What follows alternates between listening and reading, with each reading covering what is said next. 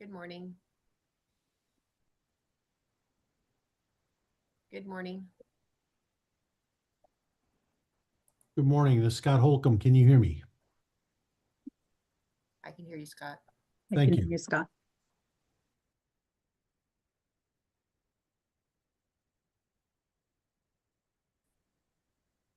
Rhonda, we have quorum now, correct? I am verifying that since Okay, great. we let in a bunch of people at one time, sorry. No worries. Lori.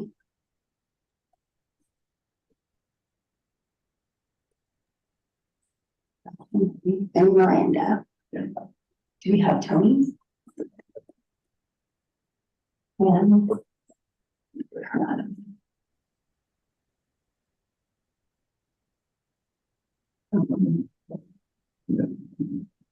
oh, thanks.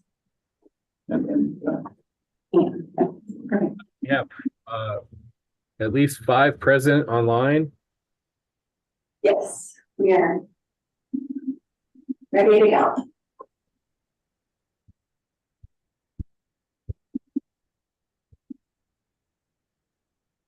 Chair Williams, I think you can proceed with calling to order whenever you're ready.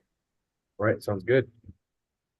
Good morning, everybody. I'd like to call our Wednesday, January 17th, 2024 Mountain Line Executive Board meeting to order. Please be advised that the Board of Directors may vote to hold an executive session for the purpose of obtaining legal advice from Mountain Line's attorney on any matter listed on the agenda pursuant to Arizona Revised Statute. Executive session may be held at any time during the meeting, and executive sessions are not open to the public pursuant to Arizona open meeting laws. With that said, I would ask that Rhonda do roll call. Thank you.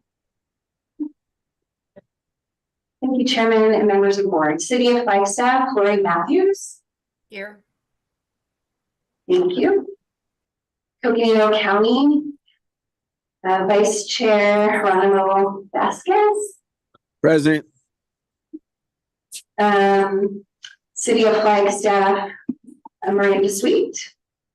Here. Thank you. NAU Josh Mayer Here. and CCC Chair Williams. Present. Thank you. We do have Supervisor Judy Begay here in the room at Mountain Line. Okay. Hi. And we have our attorney Scott Holcomb on the line. You with us, Scott? I am. Thank you. Thank you. And we have staff on Zoom and in the room here at Mountain Line. Thank you. Thank you, Rhonda. Excuse me. I'm recovering from a 2-week bout with COVID, so I've got a cough that's lingering. So be patient with me at some point if I get out of control with coughing. Now that we're through the roll call, we'll go on with the safety minute. Sam Short, the floor is yours. Thank you, Mr. Chair and members of the board. This morning's safety minute is regarding excessive sitting. So there are many different hazards on the job that pose danger to life and health. Are you aware that too much sitting is one of them? According to many research studies, extended sitting can be a factor in several different health problems, which could be obesity or a higher risk of heart disease. A study published in the American Journal of Preventative Medicine found that older men and women who sat for longer periods of time were more likely to die during the 12-year follow-up exam. It is also found that those people who sat for more than 11 hours a day were at most at risk. So who sits 11 hours a day? Do you sit very long while commuting to work? Do you sit all day at work? Do you then go home and sit in front of the television or computer? It might be you. To put into perspective how much an office worker or bus driver may sit in a career, we will do the math for a normal work week. Commuting to and from work is approximately 1 hour. Sitting at a desk or driving a bus, 8 hours. Sitting at home in front of the television or computer, 2 hours. This equates to approximately 86,000 hours of sitting during one person's work career. When working at a job where you need to sit excessively, here are some things you can do to be more active. Get up and exercise, stretch, or just move around during your breaks and lunches. Invest in a desk that allows you to stand up while you're working, which we are happy to offer here at Mountain Line. Exercise before and or after work for at least an hour. Our bodies are designed to move and to be active. Take care of your body and make point to avoid sitting for longer periods of time. Thank you and welcome to the January board meeting. Thank you, Sam. Moving right along on our agenda this morning, milestones and anniversaries. Heather. Great. Good morning, Chair Williams and members of the board. So we have 4 milestone anniversaries to share today. And I would like to just recognize MetroPlan is its own legal entity. However, they are employees of Mountain Line. And so we choose to use this opportunity to celebrate their anniversaries, as well as those who work directly for Mountain Line on our programs and transit options. So the first employee milestone we're recognizing is Sandra Tavel. Sandra started with MetroPlan a year ago. She's an absolute delight to work with. She has a positive and engaging approach to her job, and it is actually quite infectious in meetings with her. She's working on the local match capacity project, which all of us are looking forward to the results of, as it was designed to help us all figure out how are we going to match the new federal funds that became available under the bipartisan infrastructure law. Sticking with the top row, Michael Martinez is on the right-hand side in that nice bright red shirt. Michael came back to Mountain Line roughly a year ago. He left us, he actually started with us in 2012, left to work for the school district, and then returned roughly a year ago. We're glad to have him back, as he is a strong member of our team and is focused on meeting the commitments we have made to the public. Moving to the bottom left, Josh Stone, Management Services Director, started out in our accounting, in an accounting position as payroll specialist. He did all of our payroll and benefits work for our team, and he is now our Management Services Director. Josh's expertise in areas of payroll, finance have resulted in improved efficiencies, a new accounting software to simplify and streamline functions, and he has been a key member of 3 years of financial audits without significant findings. Josh regularly knows stuff about stuff and simply says, I'm geeky that way. We're so grateful to have Josh on our team, and he is celebrating 5 years. I'm sorry I didn't acknowledge that sooner. And the last milestone anniversary this morning is Rachel Scala on the bottom right-hand side. She is also celebrating 5 years with Mountain Line. Rachel started out with Mountain Line as a transit operator and moved into the role of operations supervisor roughly 18 months ago. In that role, she's able to use her leadership skills to support our operators in the field and aid our customers with their trip planning needs. Rachel has a keen sense for consistency and is a big part of developing much needed procedures to create reliable expectations for our team members. And so those are our 4 milestones that we have to celebrate this morning. And if I could just borrow one more moment of your time on this topic, we also have a retirement to celebrate on the next slide, Rhonda. Mountain Line, as you may recall, was formed in 2006. So celebrating retirements is new to us. We've not had that very many retirees because we ourselves are fairly young. Most of our employees, like Jen, some of our employees, did work for Mountain Line when we were part of Coconino County. So have histories with Mountain Line that are older than Mountain Line itself is as an agency. But today I wanted to celebrate Jen Petrie. She's one of our most senior transit operators. After 12 years of dedicated service to our community, she is retiring. Her retirement was actually effective yesterday at 5 p.m. Jen has been a cornerstone within our team, as she has delivered high quality customer service and has had one of the best service records. Jen is known for good attendance, high quality, safe service, and great performance. We'll miss Jen tremendously, but are happy to see she has reached her goal of retirement. So those are our brief celebrations this morning on milestones here at Mountain Line. Thank you, Heather, for those milestone anniversary and retirement updates. I really do appreciate hearing those things. And also putting faces with names. So appreciate the pictures too in the PowerPoint. We're at the point in our meeting for a call to public. Ron, do we have anyone present today? We do not have any members of the public at the meeting. Can you say that again, Rhonda? I didn't come clear. Sorry, we do not have any members of the public in attendance at the meeting. All right, thank you very much. You're welcome. Moving right along, approval of the minutes for November 15th, 2023. I would cater a motion to approve. Move to approve. Do I have a second? Second. Any discussion? All those in favor signify by saying aye. Aye. Aye. Any opposed? Motion passes. Thank you very much. At our meeting this month, we actually have a consent agenda item. And I would cater a motion to approve the consent agenda.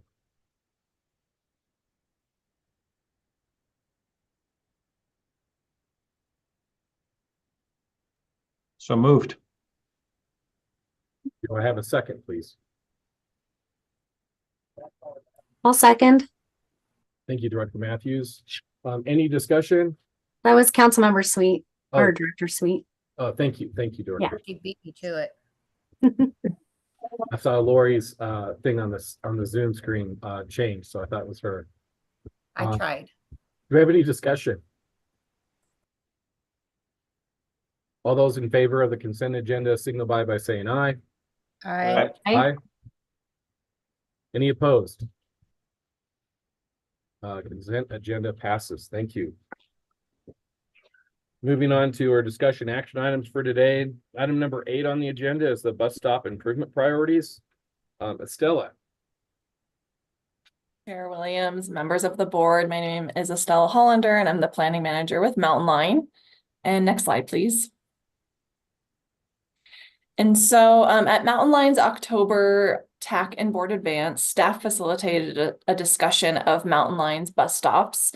Pictured here, staff conducted an interactive activity with the TAC and board members to prioritize bus stops in our system that are in need of amenity upgrades. And so there were 29 bus stops, there were sign stops, so those have the least amount of amenities, just a sign in the ground essentially, and prioritize these into categories of top priority, high priority, medium priority, and low priority. And so next slide, please. And so these, this is the top 15 pictured here, but the finalized list is in your packet. There were an additional 13 logo stops that warrant upgrade to a shelter stop, and these were incorporated into the finalized prioritized list. As a reminder, a logo stop has a place to sit, some lighting, and a sign, but it's uncovered. But yeah, pictured here is just kind of the top 15. And so next slide, please. I also have them on a map. And so you can see kind of the main top 15 are sort of in the core of Flagstaff. There's quite a few on Sunnyside as well as downtown, but kind of on the periphery of town did not make the top 15, but they have been prioritized as well. To note, like the top priority is our Cedar and West stop. This is near Coconino High School as well, which is seeing some additional activity due to the high school due to FUSD not providing bus service to the high schools. And so we also have some again along 4th Street as well, and then along Butler and Route 66. Next slide, please. And so in addition, staff also looked at the feasibility to upgrade these stops. So looked at things like constructability, you know, if there is drainage challenges or needing a retention wall, that kind of thing, as well as budget. So if this would be, you know, we'd have to build a wall, this would make it more expensive to upgrade the bus stop.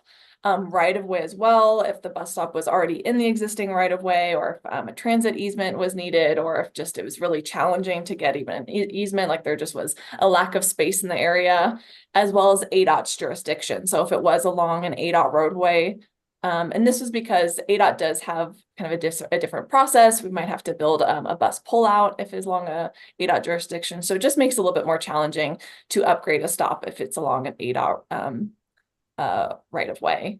And so the results is 21% high feasibility. So this means it was in the right of way. There's no constructability challenges. So therefore, like the budget is low and it was not in ADOT's jurisdiction. 55% medium feasibility. So this could have a combination of any of the different feasibility criteria. And then 24% was low feasibility.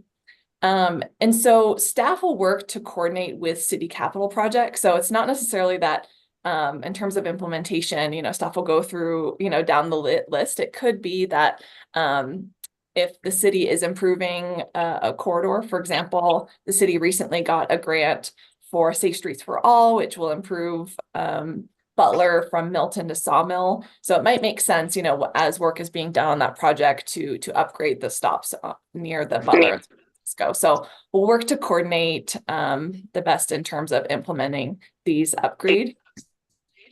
Next slide, please.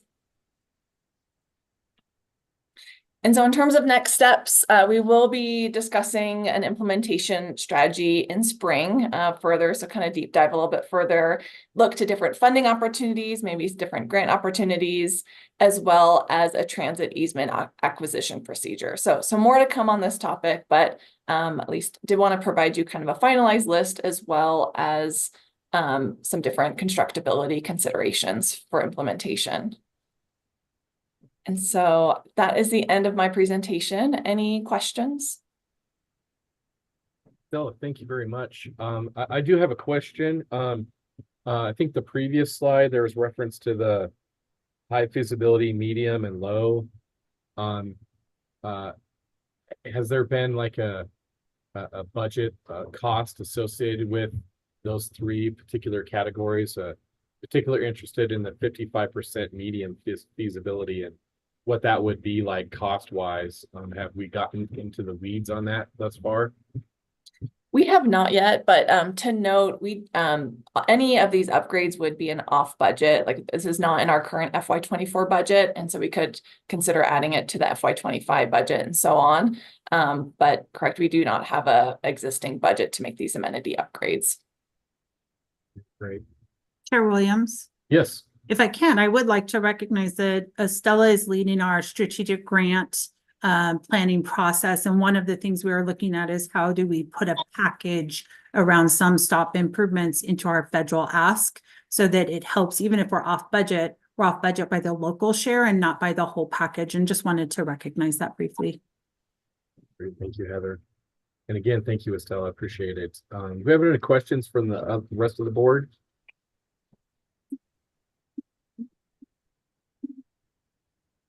I think we're all recovering from holiday coma. So I think we will thank you very much for your time this morning, Estella, and we'll move on to our next item. Yeah. We are item number 9 today, and that is the fiscal year 2024 employee engagement survey results. And Heather, you were going to lead us in this? I am. Thank you, Chair Williams.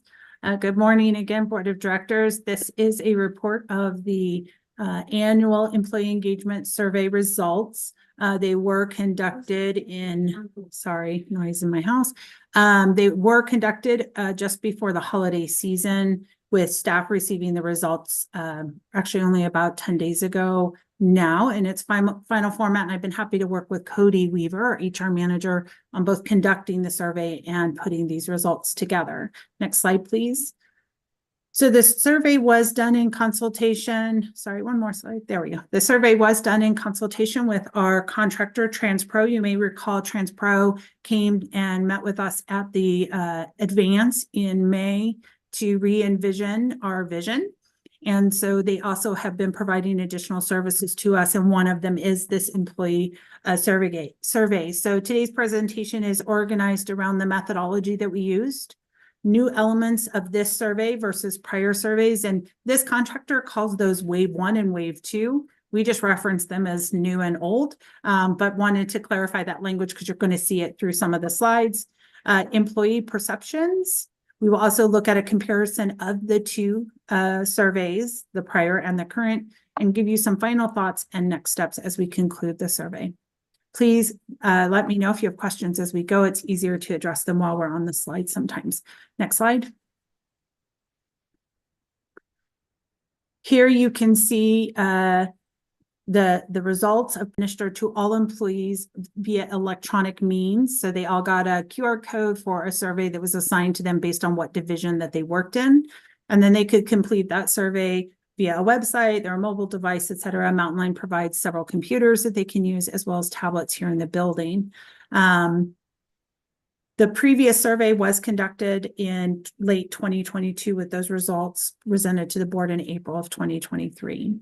So we have a nice representation of our staff with the lowest group of participants coming out of our operations division, where that's pretty common. That's always the group we strive for reaching with these surveys because they don't work at desk, they don't have regular access to tablets, et cetera. And so it's more making sure that they know how they can do those surveys, and our team does try and track them down. Next slide. So what are the new elements for our employee engagement survey? Next slide. TransPro put together an engagement survey around 4 key elements, and these key elements tie back to our core values. And so these are the 4 elements of survey that we did to give you what we're going to call our employee engagement score. So do employees feel they understand what success looks like and how they contribute? Do employees believe they have the resources and tools necessary to perform their duties? Do employees feel supervisors provide feedback on their performance? And do employees believe they work in a safe environment where their perspective is invited? So those are 4 new elements to our survey this year. Next slide.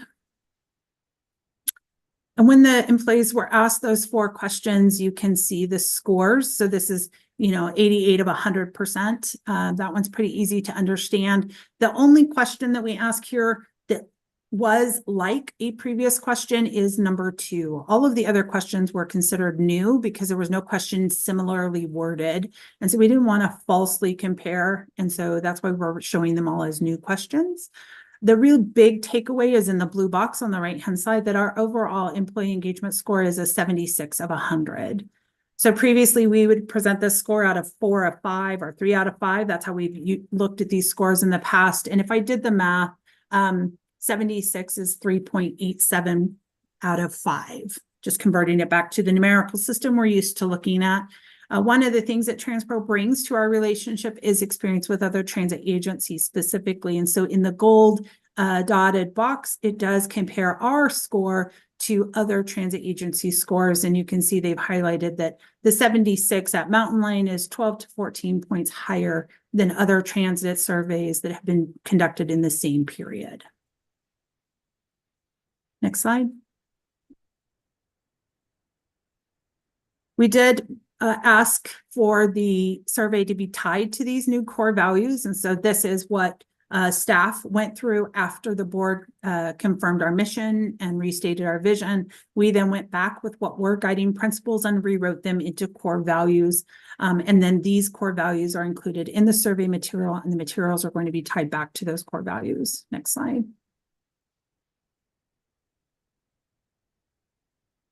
So these questions, I apologize, you can't read them in entirety. They are the core values restated. So the first question was about customer commitment, the second collaboration, but it's the core value just restated. So you can see how employees feel when asked how they are performing within each of these core values. I feel actively listened to. That is part of collaboration, and I can read the value for you if you would like. The 2 that we are going to be focusing on in the next steps are the collaboration and the respect, and understanding better why those scores are lower than others, although it's probably reasonable to say all of these are good scores. None drew immediate alarm or concern. Next slide, please. We're going to talk a little bit about employee perception. Next slide. Employees, the takeaway from TransPro when doing the tabulation of the survey results and their comments is that employees are most satisfied with the commitment to making a welcoming environment, the commitment to solving problems with an eye to improving services, and that their job performance is important to Mountain Line's overall success.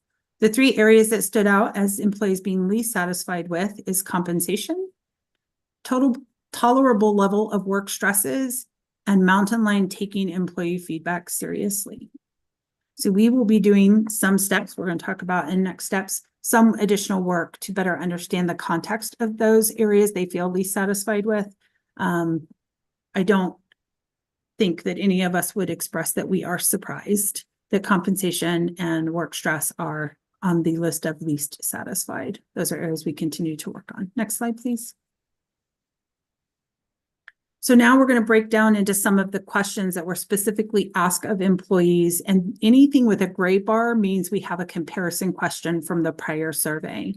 In the prior survey, some of the things we were focused on as outcomes were ongoing and job-specific training, as well as seeing a clear connection between my work and department priorities. And you can see that the job specific right in the middle at 67% did not go down, but it did not go up. And the clear connection between work and department priorities did have a small increase. I will recognize the onboarding process was complete and comprehensive, did go down significantly. It's a bit of a head scratcher for us because in past, we have only asked that question of new employees. And this time it was asked of all employees. And so again, it gives us a place to start with asking, what did this question mean to you? And why was the score what it was? And trying to understand, we have a very lengthy onboarding process, but if we're not offering people the things they need in onboarding, then we need to better understand that. And our HR team is engaged in that already. Next slide, please. There was a series of questions related to feedback. This is an area last results we did spend some time talking about at the board with you. Receiving consistent and objective performance evaluations. If you'll recall, we had a freeze on evaluations for over a year. And so we reintroduced those, and you can see we've brought that score from 55% to 67%. Still work to do, but definitely feeling better about the kind of feedback we're offering staff. Encouraged to learn from my mistakes, went from 75 to 88%. Recognized and respected when I bring ideas or make suggestions, went from 52% to 69%. I'll just pause. If you remember a few slides ago, I said this 69% is something we wanted to dig into and understand better, but here it's recognized as an increase over the prior survey. So the steps we are taking to understand employee perception of recognition and respect continue to improve, and we'll continue on that path with them. Mountain Line communicates in a manner that meets my learning needs has also increased, as well as I believe Mountain Line takes employee feedback seriously. The last one was a new question. My supervisor or manager provides frequent and meaningful feedback on my performance. And I think 63% for the first time we've asked that question shows that our managers care and are spending time with employees. Next slide, please. The next series of questions is related to job satisfaction. I have opportunities for professional development increased slightly, while being fairly compensated for a position has decreased slightly from 57 to 45%. I enjoy the culture of Mountain Line is up to 82% of employees agreeing, and I would recommend Mountain Line to a friend as a rewarding place to work has decreased. Presumably that's about the overtime and the stress levels that we have had in our operations division. But again, we'll do some work there to better understand them. And then staff feeling supportive and respectful of others is near the same score as a prior year. Next slide, please. So the last slide was about the feedback that managers and supervisors give. And this slide is more about management in general. I have access to my manager. Is around the same score. It did drop by 2%, but nearly the same. My manager treats me fairly and with respect has increased slightly by 0.5%, or 5%. I can talk to my manager about job expectations and performance goals. That has increased. And I really think that's attributable to the mentorship, the coaching, and the performance evaluations that we really have spent time focused on with employees. Communication, that score has improved. And the next two, my manager is responsive to my ideas, and I believe I work in a safe environment. Both of those scores are lower than we would like. So anytime the score drops below 70 or 3 out of 5, if you're thinking in that numerical sense, those are areas where we think we could do more work. So we will be looking at how and why employees don't feel as satisfied with these efforts as we think that they should be. Next slide, please. The last series of questions was about employee safety. So I feel free to report safety risk is about the same as last year, while I am well informed of the risk in my job also remained relatively the same as last year. And we've seen a decrease in satisfaction with work stress. Most of our team has been under mandatory overtime for around 7 months before we put service cuts into place. So this score was not at all a surprise to us. And we'll continue to stay and reduce service while we continue to recruit, as we don't want to put that on-time demand back on our team members who are working tirelessly number of hours anyway. Next slide, please. And so a couple key comparisons that TransPro performed on our behalf. The first one is the comparison. I can talk to my manager about job expectations, and they shadow that with the newer question. My supervisor manager provides frequent and meaningful feedback.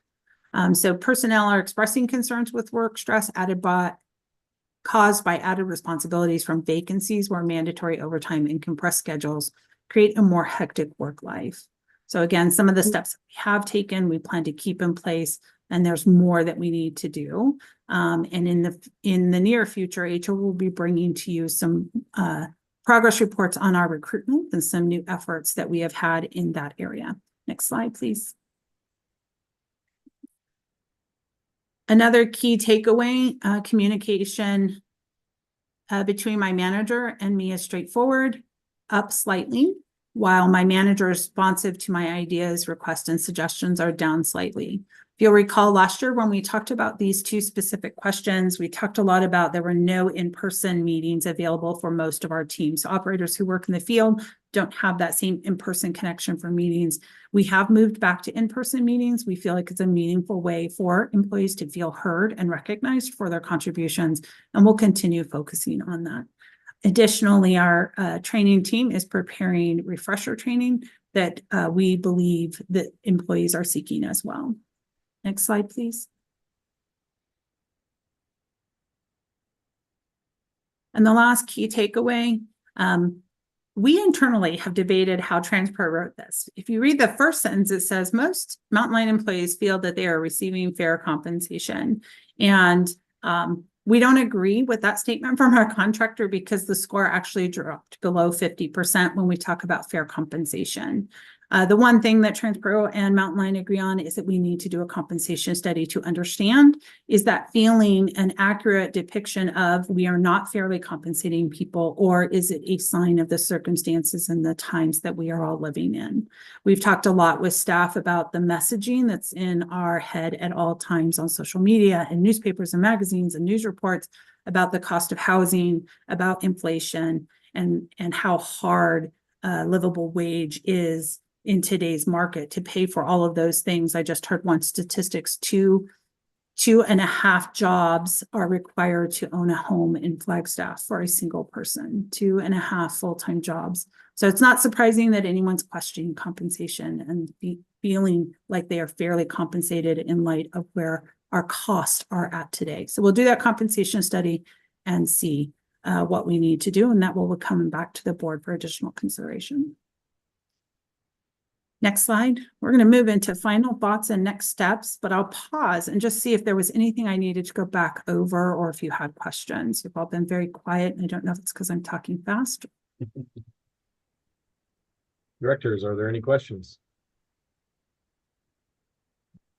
Just a comment, Mr. Chair. Yes, please.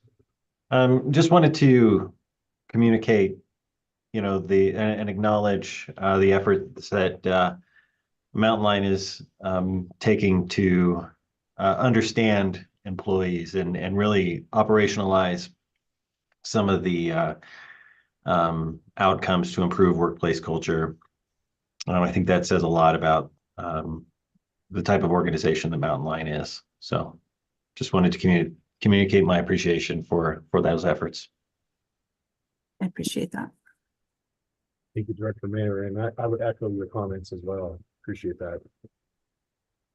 Other questions or comments from the board at this time?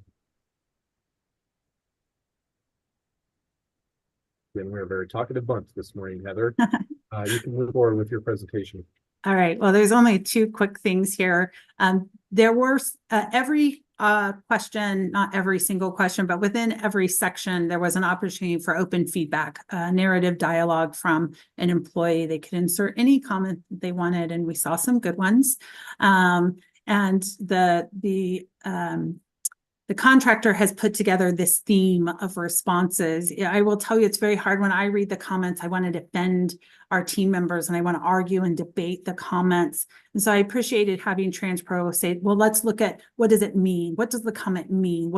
You do the work on the context of those comments later, but let us help you frame these. And so these are some themes to open responses, and you can see there's a lot more in areas of improvement than there are in the best parts of working at Mountain Line. But I would say if you read the best parts, there's some really good parts to those comments.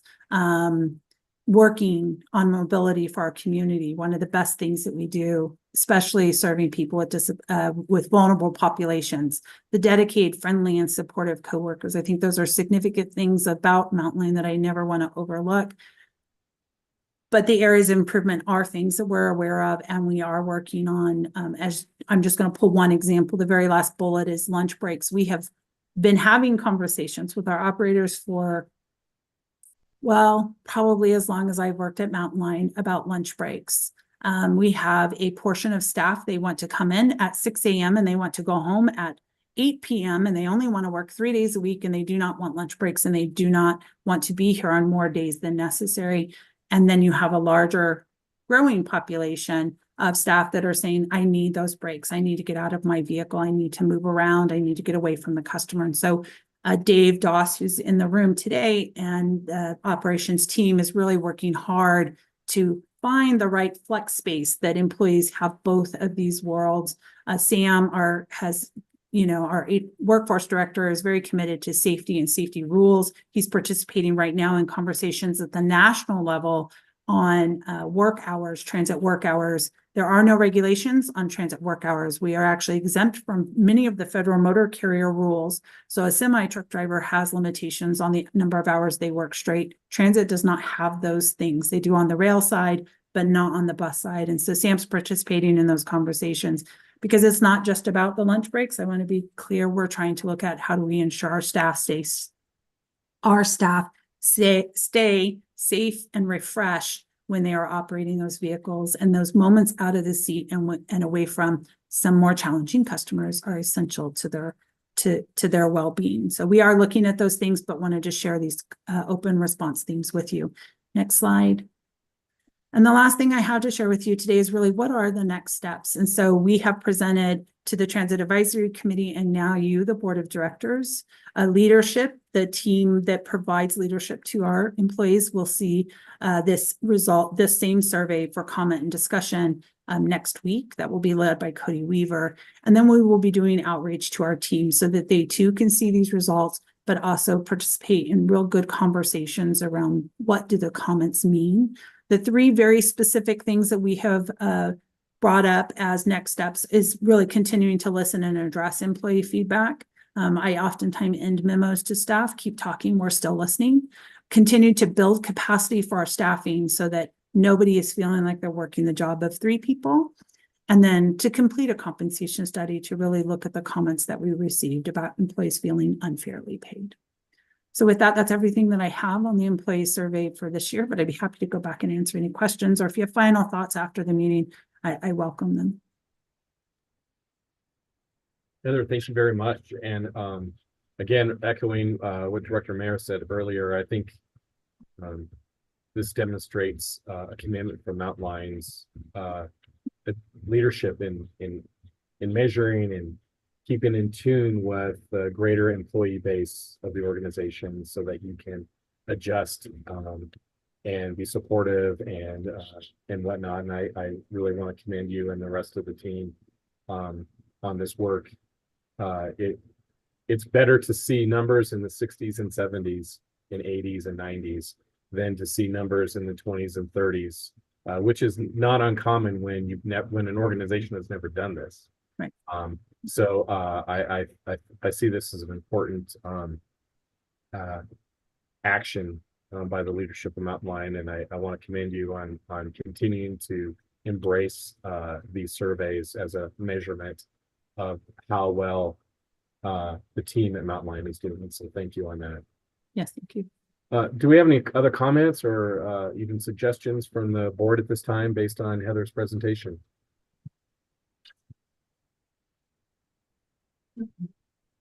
Hearing none.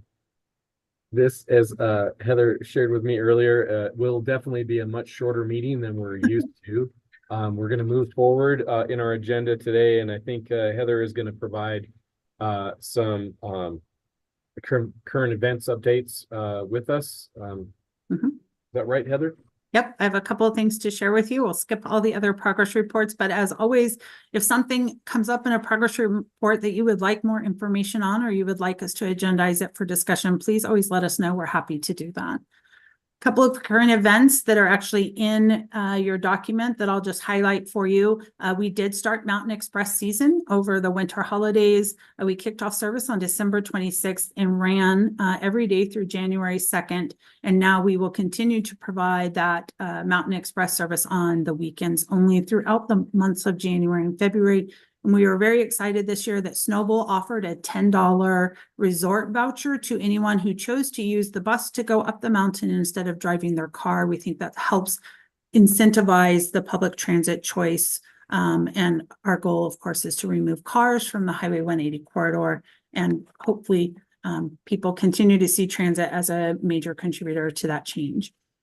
After a frantic and challenging spring and summer dealing with construction and road repairs in the Flagstaff area, we currently have no active construction zones affecting Mountain Lion routes or passenger stops. Our drivers are very excited about that. And I want to share kudos and thanks to Ann and Jeremiah, Jackie, Mark Attenberger, our entire operations supervisor team, and of course, our transit operators for an accident-free construction season. So we had no significant accidents during that very challenging summer. Also wanted to share a comment from our operations manager, Dave Doss, because he did share this comment with many of our team members.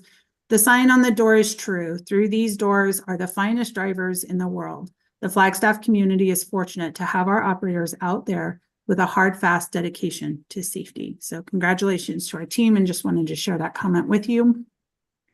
I'm going to start including a quick look at ridership in the current events. So there's some data points there for you to look at, and just want to recognize that bus ridership has increased another 10%. And I believe this was November ridership numbers. So ridership as of November. December would not have been ready when I was preparing this. Under partnerships and outreach, Mountain Lion staff continues to work closely with Flagstaff Unified School District staff and families to ensure students who are impacted by the transportation changes at the school district have access to Mountain Lion passes.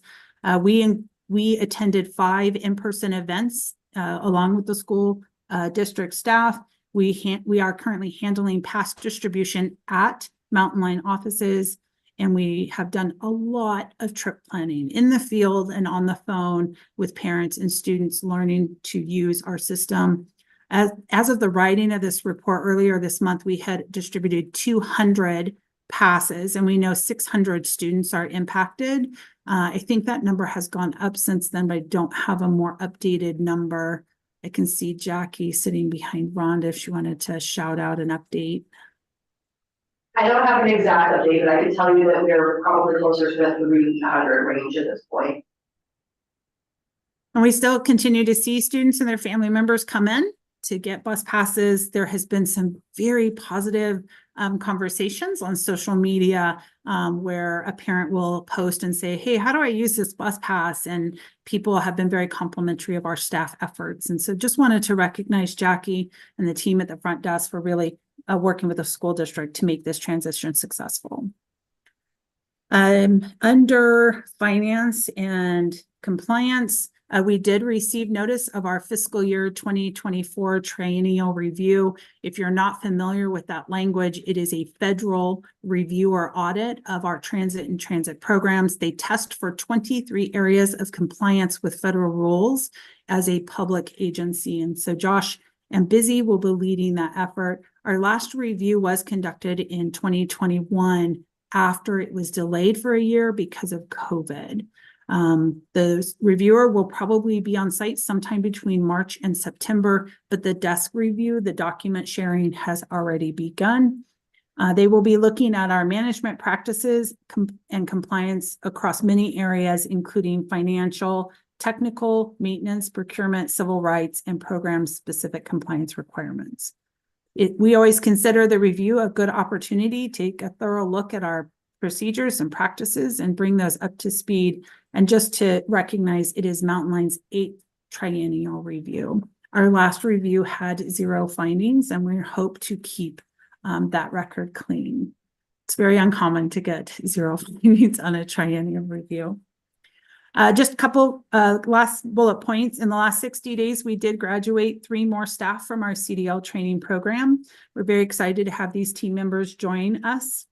And our trainers continue to work tirelessly to give trainees the support that they need to adapt to our job and to receive their CDL. And I'm very appreciative of the work of Jed and Danny. Wanted to share Estella Hollander has a new role at Mountain Line. She has been promoted to planning manager. Estella provides leadership on Mountain Line's long-range planning, grant strategy, and mobility management. And this redefinition is really a reflection of her expertise and skill set in this area. And this is part of our reorganization that we have been undergoing for the last several months since Kate Morley's departure as planning director / deputy general manager. And the last thing that I will share with you is on the screen, we have anniversaries. And so there are 2 slides. We want to recognize those from December as well as those in January. You can see here we're celebrating a variety of anniversaries. Clarice Claremont, operations supervisor, is celebrating 2 years. She did start out as a transit bus operator in the middle of COVID, and we're very grateful to have her with us. She is a strong leader. Greg Mokta celebrating 3 years in our facilities division. Heather Higgins, 6 years as purchasing and contracts officer. She gets to read all of the fine print of every document ever, and she's been doing it for 6 years, and we hope she never leaves because it's the most boring job anyone has ever had. Jeremiah Sheward is... Heather, yeah. That's not the most boring stuff. Fine print and legalese, that is magnificent stuff. William Shakespeare would be proud. So Heather's honored to have to read the stuff that I write. She's a great... I'm sorry to interrupt your flow. I just had to make that point. I don't mean to disparage anyone's job. I read plenty of those contracts myself. Jeremiah Sheward celebrating 4 years as an operations supervisor, also started out as an operator. Gavin Holzer just started as the mechanic 1 position. He's actually been with Mountain Line for 6 years. Gavin started out as a bus detailer, and he has served in various roles in the fleet division, and we're excited to see him move into the more technical trade of mechanic. And we would be remiss if we didn't celebrate Kate Morley, who did start with Mountain Line 8 years ago. She's now at Metroplan as the executive director, but we wanted to celebrate her anniversary. And Rhonda, next slide. There's a few for January. Including my own. I am celebrating my 22nd anniversary with Mountain Line. Robert Hilbers is with facilities. He is our facilities coordinator, celebrating his 9th anniversary with us. Robert started out in a technician, facilities technician job, and has over the years proven himself to be a great leader for our team. Geraldine Lewis is an operator here at Mountain Line, celebrating 8 years. Geraldine runs a very concise ship. Geraldine is she could teach a lot of drivers how to run their ships. She's awesome. Jim Wagner is celebrating 18 years. He's currently serving as operations director. And when I met Jim 22 years ago, he was the operations manager. He left for a short break and came back to start up the services down in the Verde Valley, and then stayed with Mountain Line when those services were delivered back to Cottonwood. And the last anniversary I'd like to share is Sheldon Yazzie, Human Resources Generalist. If we've made a hiring decision, Sheldon's had a role in it, and we very much appreciate everything he's doing to help us with our employee shortages. And with that, Chair Williams, that's all the current events I have for you. Thank you, Heather. Appreciate the current event updates. So as I mentioned earlier, we will be including our meeting quite a bit early today compared to previous meetings. Our next, the next TAC meeting is Wednesday, February 21st, 10 a.m. Is this also, is this a joint meeting, Heather? No. Okay. I'm sorry, Chairman, it is supposed to be the board meeting, but my mistake. So that's the board meeting on the 21st. It is the board meeting, so Okay. sorry. So just to reemphasize, the next Mountain Line board meeting will be Wednesday, February 21st at 10 a.m. And there'll be a hybrid meeting in person at Vera Room or through Zoom. And Heather, are there any other items here on the this slide that you wanted to draw attention to? Not at this time. Again, if you see things in your packet that you'd like to have us put on an agenda, please let us know. You have ideas. I want to acknowledge, I know Director Matthews is on the phone, and I had told her we would do an electric bus in the snow update, and then I overlooked my notes. So I will send that out via email just to let you know how those 2 electric buses have performed during our colder temperatures and some snowy days. Sorry about that. Great. Thank you, Heather. Other comments from the board at this time?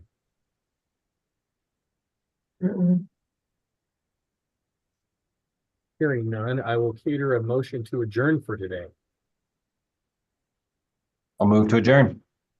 Thank you. I'll second. Thank you, Director Mayor. Thank you, Director Sweet. Am I correct? Yes. All right. All those in favor signify by saying aye. Aye. Aye. Aye. Bye. Any opposed? The meeting is adjourned. We'll see you all in February. Thank you for a great day. Thank you, everyone. Thanks, everyone. Thank you. Have a good day.